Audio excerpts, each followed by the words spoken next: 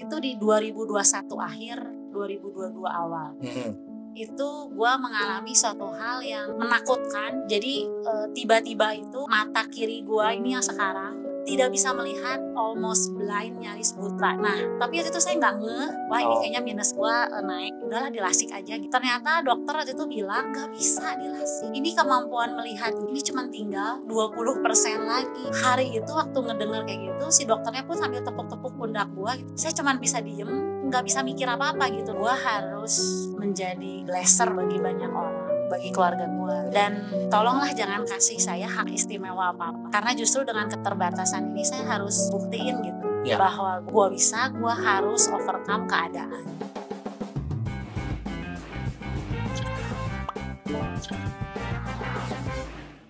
Hai semuanya, ketemu lagi nih kita kali ini di episode kedua di acara Beyond the Rock, di mana kita mengupas sisi kehidupan pribadi dari pebisnis dan juga pemimpin di Rock Agency. Dan tamu kita kali ini di episode kedua ini adalah Ci Yuliana Kusnadi. Selamat datang Ci, welcome di podcastnya Rock, Yes, nah, Beyond the Rock. thank you banget buat kesempatannya. Yes. Nah, Ci Yuliana Kusnadi ini guys bukan orang biasa ya. Beliau adalah salah satu pemimpin dan juga pebisnis di tempat ini. Nah, ini di depan udah ada perlambangannya. Satu patung di depan itu melambangkan keringat ya. Air mata. Air mata, jerih payah. Iya. Apalagi Berdarah-darah. berdarah, nggak tidur. Perjuangan. Kurang tidur ya, perjuangan. Oke. Nah, ini beliau ada 5 ya. Jadi silakan lu kalkulasi aja effortnya ya. Oke ya. Oke. Nah, Ci, welcome Ci. Nah, kali ini seperti biasa kita pengen tahu juga sebelumnya. Ini kan Cici seorang pemimpin dan pebisnis di agensi ini yang salah satu yang udah lumayan lama dan hebat. Cuman kita pengen tahu pengalaman lu sebelumnya, sebelum ada di industri ini, before atau previous business ngerjain apa sih? Oke. Jadi gue mau cerita dulu gue tuh seperti apa sebelumnya. Yes. Jadi gue tuh dilahirkan dari keluarga yang biasa banget, biasa aja. Jadi nggak ada privilege, hak istimewa apapun, no facility dalam keluarga. Nah, nggak pernah ditanamkan tentang hal-hal lain yang besar-besar. Jadi ya mempengaruhi juga kehidupan gue yang tadi lu tanya. Yeah. Jadi gue tuh ya pekerjaan gue sebelumnya just staff biasa. Nggak pernah punya mimpi, nggak ada harapan besar yang kayak gimana. Nah, terakhir itu saya sebagai staff finance di suatu sekolah swasta yang cukup terkenal, cukup famous di Bandung. Di Bandung ya. Karena emang ini ya Ci, maksudnya ya seperti rata-rata kebanyakan orang umumnya ya pokoknya lulus kuliah, ya kerja. Behind the desk, baik-baik aja, normal-normal aja gitu ya. Ya Udah Ci. segitu aja. Segitu aja yang kita tahu ya. Jadi memang dari dulu tidak terlatih dan memang tidak terbiasa memiliki mimpi ya Ci. Bener, nggak pernah malah. Oke. Jadi memang terbiasa untuk bahkan tidak menyadari bahwa ternyata mimpi bisa kejadian loh gitu ya Ci ya. Bener banget. Memang berarti backgroundnya lu dari background yang seperti itu ya Ci ya? Iya, keluarga biasa banget lah. Oke, berarti di keluarga juga nggak ada pebisnis dong? Awal bokap gue sempet bisnis, tapi udah gitu nggak running, back sebagai karyawan lagi, and then perusahaannya bangkrut, lalu jobless, sakit. Karena jobless, pusing, di pikirannya pasti stres, jadi sakit sampai ke meninggalnya. Lalu mama gue yang bekerja. Oke. Seperti itu. Oke. Berarti memang kondisi waktu itu tidak ada yang background pebisnis, atau mostly nggak ada yang berbisnis, jadi memang nggak ada yang ngajarin ya Ci ya? Nggak ada. Oke, soalnya yang gue tahu ya guys ya, kalau kalian kenal sosok seorang Yuliana Kusnadi seperti gue mengenal, lo akan tahu bahwa ini orang sebenarnya penjual banget. Instingnya, secara insting luar dalam tuh kayaknya seorang penjual hebat banget. Tapi lu ada di behind the desk berapa tahun kerja Ci berarti sebagai staff finance? Gua tuh dari kuliah itu di waktu liburan semesteran kerja, karena kan gua itu ya lahir dari keluarga yang biasa. Gua cuman ya kekurangan sekali enggak, pas-pasan. So kalau kepengen punya sesuatu ya gue harus extra money, paisengki sama orang tua, sama Oh, gue oke. kan. Jadi gue tuh udah mulai sering-sering kerja lah. Jadi ada waktu kosong gue kerja. Liburan kuliah gue kerja Oh, oke oke oke. gitu. Berarti etos kerjanya tuh sebenarnya udah ada Udah ya? lama. Karena Paisengki terbentuk etos kerja. Iya, Tetapi di mindset harus kerja sama orang tapi ya, iya. bukannya bisnis ya. Oke oke oke, that's good. Nah, tapi berarti, tadi kerja sebagai staf finance berarti berapa tahun tuh, Ci? Yang terakhir di sekolah swasta ini sekitar 8 tahunan. 8 tahun. 8 tahun ya, guys. 8 tahun bekerja sebagai staff finance dengan padahal skill, seorang entrepreneur atau skill selling jago banget. Berarti orang itu bisa gambaran gue gini, Ci, orang itu bisa kayak trap ya, terperangkap di balik dia nggak sadar potensinya selama 8 tahun, bener nggak, Ci? Itu kan terjadi sama lu ya. Iya, iya. Selama 8 tahun lu terperangkap behind the desk, which is nggak ada yang salah, Hmm. tapi potensi nggak keluar aja gitu ya, Ci, Iya, ya? nggak maksimal Nggak dan gua maksimal. baru tahu bahwa setelah ada sesuatu hal baru tahu ada something unleash potensial di momen Yes, oke oke oke. Karena kalau Anda mengenal bahwa sosok beliau ini sosok yang sangat seorang yang memang entrepreneur harusnya. Ini orang jualan banget, ini orang entrepreneur banget. Nah, tetapi berarti di industri ini lu bisa lebih mengeluarkan potensi ya, Ci? ya, Dan, merealisasikan mimpi-mimpi lu, berarti gitu ya? benar. Oke, nah berarti yang gue pengen tahu titik balik apa? Nah, ini pertanyaan berikutnya, turning point di mana? Mungkin setiap orang kan ada beberapa kali turning point ya, Ci, ya. Oh, ini di sini gue berubah hidup nih. Hmm. Di titik poin ini gue berubah hidup lagi. Nah, Hmm. boleh cerita nggak, Ci, turning point lu tuh apa aja Hmm. yang membuat lu bisa ada di industri ini, Ci? Oke. Jadi kalau gue boleh ceritain di kesempatan ini mungkin ada 2 turning point yang penting banget, Yang sangat kerasa ya? sangat penting, Penting terasa banget, dalam yes. hidup saya. Yes. Nah, pertama itu waktu in between gue kerja 8 tahun itu saya menikah, gue Ya, menikah dan punya anak yang pertama, sama. anak sulung gue. Nah, waktu memulai bisnis yang baru ini di sini itu ada suatu problem, yaitu anak gue yang pertama itu setiap kali gue anterin ke sekolah Mhm. dalam kurang lebih 4 bulan sampai 1 semester, di semester itu dia selalu nangis setiap gue mau hand in hand dari gue ke miss-nya di Hmm. gerbang sekolah. Oke oke. Jadi di situ gue kayak terkenal banget ya, semua orang ngelihat ini kok anaknya rewel banget. Itu setiap hari. Hmm. Nah, nggak bisa mendapatkan jawaban yang oke waktu saya tanya langsung ke anak saya. Yes. Jadi saya waktu itu kerjasama sama miss-nya. Miss Oh. minta tolong dicari tahu ini kenapa Anya nama anak saya kok dia kayak begini terus. Hmm.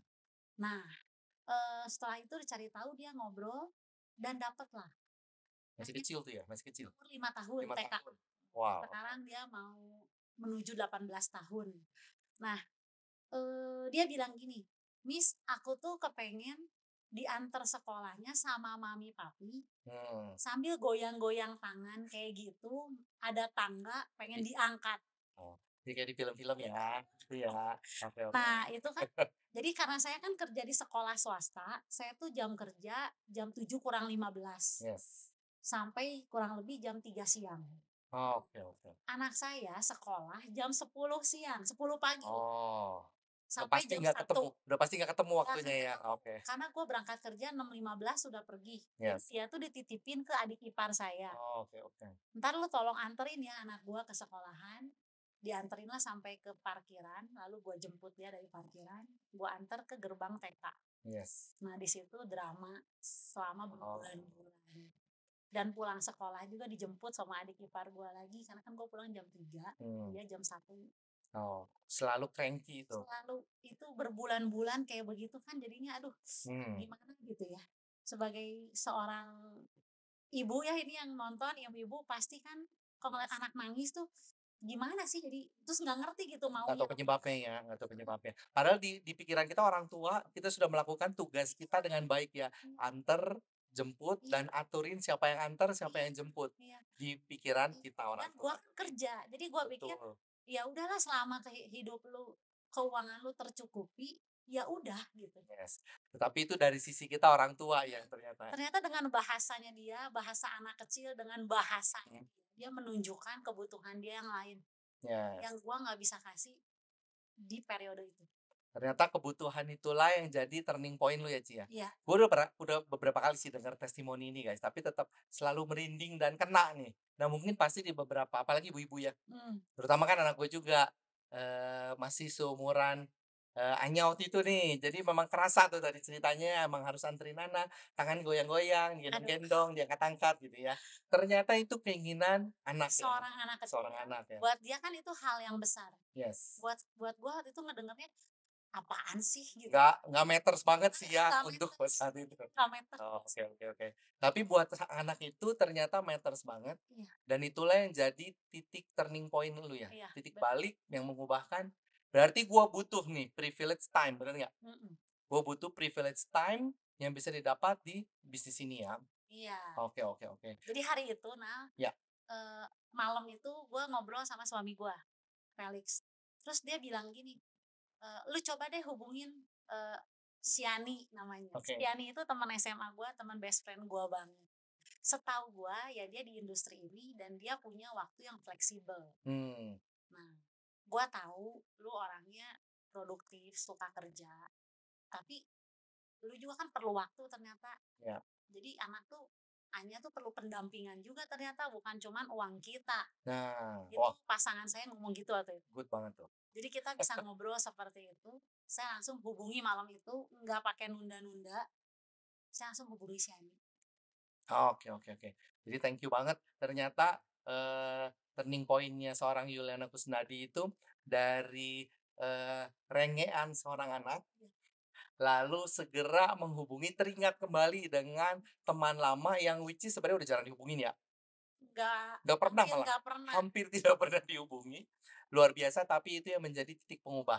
Nah, berarti kita nggak pernah tahu ya guys, bahwa kapan ketika kayaknya hal yang sepele, hal yang nggak matters buat kita, tapi matters buat orang yang kita sayangin, dan itu jadi titik baliknya kita, nggak never know. Makanya jangan pernah underestimate setiap poin-poin dalam hidup kita yang mungkin bakal jadi pengubah hidup kita ya. Iya. Oke, dan yang menariknya ternyata orang yang ngebawa ke industri ini adalah which is temen lu sih yang udah lama nggak dihubungin, jarang hubungan malah ya. Tapi tiba-tiba bisa teringat, kenapa? Karena setahu gue dari obrolan kita, kan dulu SMA kita ngegeng-ngegeng gitu ya. Heeh, Terus kan dimasuk di musim yang udah mulai nikah yes. satu-satu. Nah, di satu pernikahan beberapa bulan sebelumnya atau beberapa waktu yang lama, gue lupa. Itu teman-teman gue ngomong gini, lu jangan deket-deket sama si Yani ya. Lu jangan Nah, deket-deket gue sama udah tahu dia. nih arahnya kemana nih. Oke, Nah, bilangnya apa? iya nanti lu bakal diajakin, dikenalin sama yang namanya bisnis ini. Iya, oke. Nah, Oh, terus dari situ udah taunya. Oh, dari situ. Mara dapetnya red flag waktu itu ya. Hati-hati loh, jangan deket-deket ya. Dulu kan nggak yang terlalu banyak sosmed kayak zaman sekarang Yes. kan. Kita cuman via apa? BBM, pager zaman dulu mungkin BBM lah Oh, paling ya canggih. dari gosip mulut ke mulut Facebook ya. mulut ke Ya, mulut oke. gitu. Ya Oh, udah. justru adalah orang yang waktu itu di red flag, yang di ban secara sosial, ya biasa ya. Ini masih. Lalu setelah itu malah justru teringat. Iya. Yes.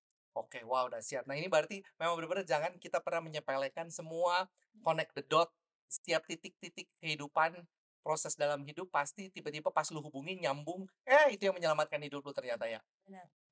Ada titik milestone lain nggak sih? Ada milestone turning point yang wow, ini ngubahin gua banget. Kan tadi ada 2 ya? 2. Nah, satu lagi apa tuh Nah, sih? yang pertama itu justru penting sekali. Jadi Iya, itu yang membuat gua mengambil keputusan penting untuk hidup saya selanjutnya sampai saya ada hari ini. ada di industri ini juga gitu ya.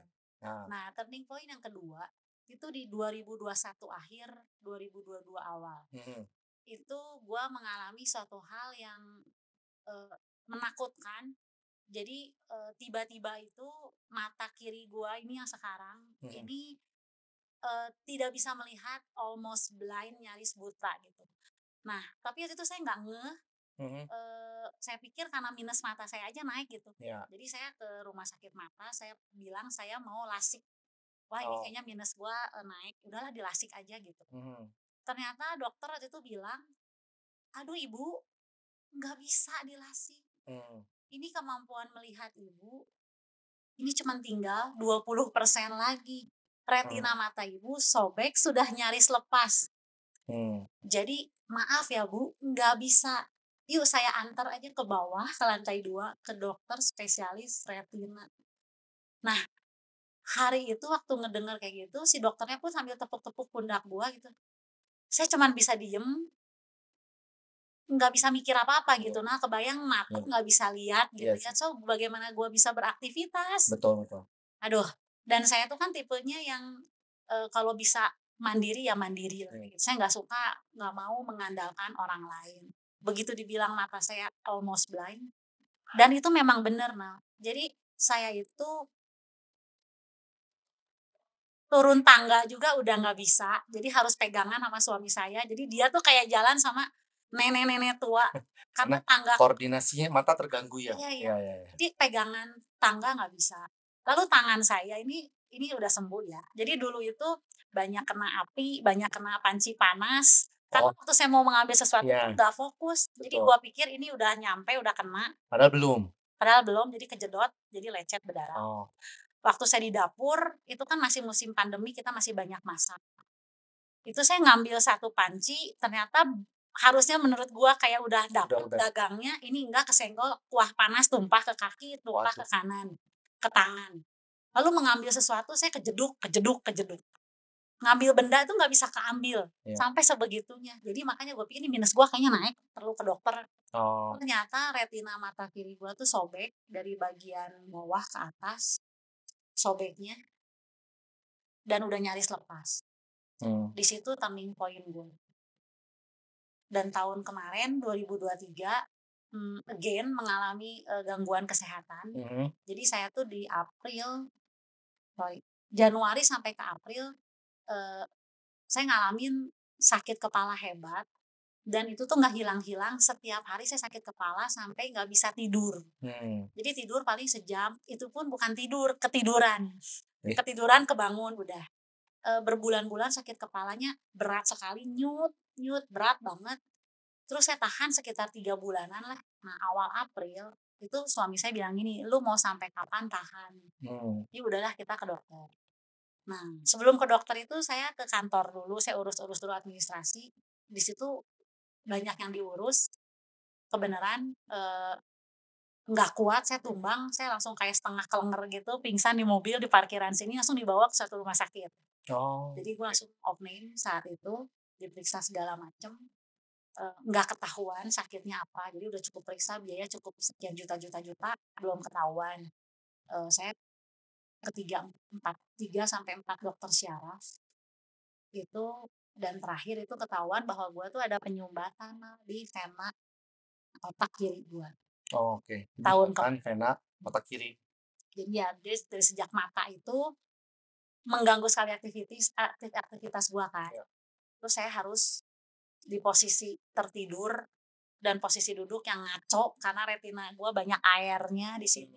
Jadi harus digeser-geser tuh, makanya tidurnya posisinya Akhirnya jadi pose tidur pun harus diatur. Harus diatur, itu Karena si minimum retina 12 kecil. jam harus tidurnya yang ngaco lah, posisinya ngejengkang banget, kalau nggak nunduk sekalian. Beres setahun itu si sakit kepala itu kan. Kayak gitu, itu juga kan berbulan-bulan dan harus bed rest 1 tahun kemarin gitu. Itu sih turning point gue. Kalau gue nggak di industri ini, apa jadinya gitu. Sudah harus izin ke bos berapa lama ya. Dan belum tentu nggak akan mungkin dikasih gue jangan. Dan pastinya juga pengaruh ke income drop ya, atau dipotong karena terlalu banyak izin. Oke, nah sekali lagi berarti bahwa di bisnis ini atau di industri ini lu memiliki tadi pertama privilege waktu, ketika keinginan atau rengean seorang anak ternyata bisa lu penuhi, lu punya privilege time itu ya. Dan yang luar biasa lagi ini punya privilege time juga untuk menyembuhkan diri dan sekaligus tetap produktif ya di industri ini. Nah, guys, ini juga gue udah denger berapa kali, makanya kita bikin sesi ini khusus bersama dengan seorang Yuliana Kusnadi. Tadi makanya gue udah bilang kan, satu patung melambangkan kisah yang tadi tuh. Berarti minimum 2 tahun terakhir beliau tetap dapat loh achievement ini dengan semua hal itu terjadi kepada seorang Yuliana Kusnadi. bahwa 2022 berarti retina mata ya, yang mengharuskan pastinya koordinasi, penglihatan terganggu, koordinasi otot terganggu, bahkan juga akan sangat riskan untuk nyetir, betul nggak? Di mana which is kan kita perlu ya untuk antar Kebayang. jemput anak, untuk ketemu orang, itu perlu untuk driving sendiri. Struggle loh, dan Yes. beliau lewati. Dan tahun lalu 2023 ketika ada masalah di otak kiri ya, itu pun kebayang nggak, beliau lewatin itu sambil tetap mendapatkan satu patung ini. Jadi bukan masalah patungnya ya, tapi story behind it ya, bahwa masalah apapun kayaknya makanya gue denger cerita lu tuh tetap gemeteran sih. Karena kalau itu kejadian sama gue, belum tentu tuh gue punya fighting spirit yang kayak begitu ya. Bahwa tetap masih harus ngurus anak, urus 3 anak, Iya, saat ini 3 anak. urus 3 anak, tetap urus bisnis jalan, dan penyembuhan diri pun harus tetap struggle. Nah, apa yang lu pikirin tiap pagi hari bangun sih? Nah itu, kayaknya kalau gue jadi lu, gue akan mikirin, malam tidur, besok bangun pagi, aduh males banget ya, ada problem mata, problem otak kiri. What's on your mind ketika setiap hari pagi bangun? Gua harus, menjadi blesser bagi banyak orang, bagi keluarga gua.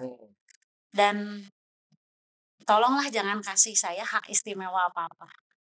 Karena justru dengan keterbatasan ini saya harus buktiin gitu, Ya. bahwa gua harus overcome keadaan. Situasi sama keadaan mah masalah kan kayaknya tiap tahun juga ada aja tantangan. Ya. Jadi ya udah, saya bilang sama diri saya sendiri juga, tolong jangan kasihanin diri sendiri, jangan kasih hak istimewa karena ada suatu kondisi. Wow. Dan ini hidup banget ya, karena kalau teman-teman tadi dengar cerita kisah hidup seorang Yuliana Kusnadi, ini asli original keluar loh dari perjuangan beliau melewati semua hal ini. Amazing banget sih. Nah, ini pertanyaan terakhir. Karena sesi segmen kita kan namanya Beyond the Rock. Beyond the Rock tadi hal-hal apa yang Cici udah bisa lewatin, perbandingan previous industry dengan industri sekarang yang lu jalanin, beyond itu lu lewati. Nah, sekarang beyond apa yang menurut lu yang terakhir yang menurut lu kayaknya gua memang bersyukur nih ada di industri ini, atau kalau enggak message terakhir lah untuk menutup segmen kita dari seorang Yuliana Kusnadi, apa nih yang mau di-share ke kita? Karena gue seorang perempuan, Iya. eee, kalau orang lain mungkin atau saya yang dulu seakan-akan kayak dikasih pilihan. Oke, kamu mau, jadi wanita karir, wanita yang bekerja atau punya bisnis, atau lu mau jadi sebagai mama, sebagai istri aja di rumah. Salah satu. Suruh pilih salah satu. Harus milih tuh ya? Iya, bahkan dengan cerita-cerita bahwa kalau lu, eee, wanita karir yang di marketplace, lu berkarir, lu bekerja, kebanyakan anak terlantar dan anak kadang suka jadi tanda kutip "bandel" atau susah diatur gitu kan. Karena nggak dapat perhatian ya? Iya, karena menguras perhatian. Nah, buat saya kayaknya itu udah nggak ada pilihan itu, karena gua bisa menjadi semuanya melalui industri yang gua kerjain ini. Wow. Gua bisa menjadi seorang mama, Ya. waktu gua sama anak gua ya 100% saya sebagai mama. Tapi waktu saya di marketplace, saya bekerja di industri ini, saya 100% Yuliana yang bekerja di marketplace. Ya. Dan sebagai istri juga sama, waktu bersama dengan suami saya bisa 100%. Jadi tolong jangan kasih pilihan sama diri lu gitu. Jadi saya ngerasa saya nggak mau lagi memilih, dan saya sudah punya satu tempat yang nggak usah pilih hal itu gitu. Wow wow wow wow. Dan yang kedua, Yes. di sini itu gua merasa gua tuh bertumbuh. Kalau dulu mungkin saya Yuliana wanita yang naif, yang kayaknya agak bego dengan hal-hal nggak tahu, nggak ngerti dengan hal-hal kayak contoh literasi keuangan. Gua tuh dulu nggak pernah dikasih tahu bahwa tentang misalkan posting, budgeting, ngatur resiko apa segala macam, manajemen resiko gua nggak tahu sama sekali. Tapi di sini gua bisa dapet ilmu, bisa ngisi kepala gua bisa dapetin itu gitu. Ya. Gua bisa bertumbuh secara karakter dan punya pengetahuan yang lebih luas, juga koneksi lebih luas. Oke, 3 berarti itu yes, yang saya dapetin. pertumbuhan diri ya, self upgrade. Kalau nggak cuma 8 tahun tadi behind the desk, mungkin bisa 18 tahun mungkin ya. Ya which is sekali lagi bukan hal yang buruk juga, tetapi sayang aja potensi nggak keluar semua ya dari seorang Yuliana Kusnadi. Dan juga tadi gue suka bahwa ternyata kita bisa juga sebagai seorang ibu bisa 100%, sebagai seorang pengusaha entrepreneur 100%, dan juga sebagai istri 100%. Yang which is dulu harus milih. Kalau udah jadi pengusaha ya nggak bisa jadi istri yang baik gitu ya. Harus milih. Sekarang ternyata nggak perlu terjebak kesannya, terjebak dalam pilihan itu. Karena Tinggal kita diatur aja bisa. Nah, kita tinggal mengatur hal itu, kita bisa optimal ternyata di semuanya ya. Dan oke, dan that's why Cici seorang Yuliana Kusnadi memilih tetap ada di industri ini ya. Oke. Nah, teman-teman itu tadi hasil obrolan kita sama seorang pemimpin dan juga pebisnis di Rock Agency. Mudah-mudahan teman-teman dapetin banyak hal yang bagus. Sistemnya tetap sama, APBD, ambil positif, buang negatif, oke? Kok APBD? APBN. APBN, ambil positif, ambil positif, buang negatif. Oke. Nah, nanti teman-teman, apa yang udah Anda dapetin bagus dari seorang Yuliana Kusnadi, narasumber kita hari ini, boleh juga nanti komen dan post di Instagram kita di Rock Agency. Oke, teman-teman. Nah, gitu aja hari ini di sesi segmennya Beyond the Rock-nya kita, yang dimana kita membahas dari di balik layar soal para pemimpin dan pengusaha di Rock Agency. Kita ketemu lagi nanti di sesi-sesi berikutnya. Oke? Thank you. Bye-bye.